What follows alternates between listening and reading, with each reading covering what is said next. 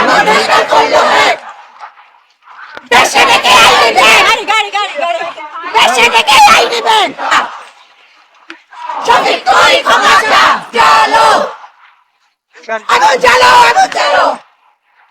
লেগে দাও পুড়িয়ে দাও। ধন্যবাদ তরুণ যারা নারী সমাজ যারা এই মুহূর্তে রাজপথে কাঁপাচ্ছেন, প্রতিবাদে গর্জে উঠছেন সারা বাংলাদেশে। ধন্যবাদ জানাই আপনাদেরকে।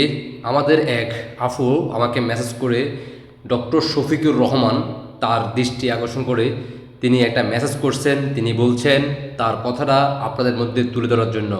জয় বাংলা সৈনিক ভাই বোনরা দেশে প্রবাসে যেখানে থাকেন সর্বোচ্চ শেয়ার করে দেশবাসীকে দেখার সুযোগ করে দিবেন। তিনি উল্লেখ করলেন, একটা জিনিস জানতে চাই আমিরের বক্তব্যের জন্য জানার খুব ইচ্ছা আমার। ডক্টর শফিকুর রহমান ধর্ম ব্যবসায়ী, এটা আমরা সবাই জানি, কিন্তু কথা হচ্ছে ডক্টর শফিকুর রহমান সহধর্মী ডক্টর আমিনা শফিক 2001 থেকে 2006 সাল পর্যন্ত বাংলাদেশ জামাত ইসলামী প্রতিনিধিকারী হিসেবে জাতিসংঘের সংসদ সদস্য ছিলেন। আমির সাহেবের সহধর্মিণী 2001 এর জামাত বিএনপি জোটের একজন সংরক্ষিত নারী আসনের সদস্য ছিলেন। তিনি কেন ঘরের বাইরে গেলেন?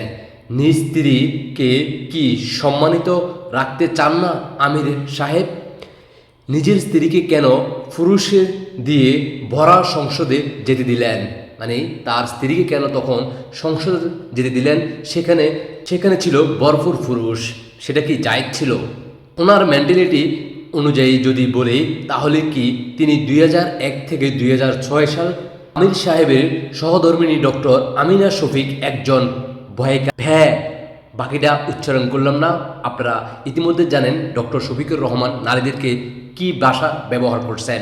এভাবে কিন্তু 5 আগস্টের পর থেকে ডক্টর শফিকুর রহমান জামাত রাজাকার বংশের এনসিপি নেতাকর্মীরা আমাদের নারী থেকে শুরু করে, শিশু থেকে শুরু করে, বৃদ্ধ নারী থেকে শুরু করে, বয়স্ক নারী থেকে শুরু করে যারা তরুণ নারীরা আছে সবাইকে এভাবে অপমান করতেছে।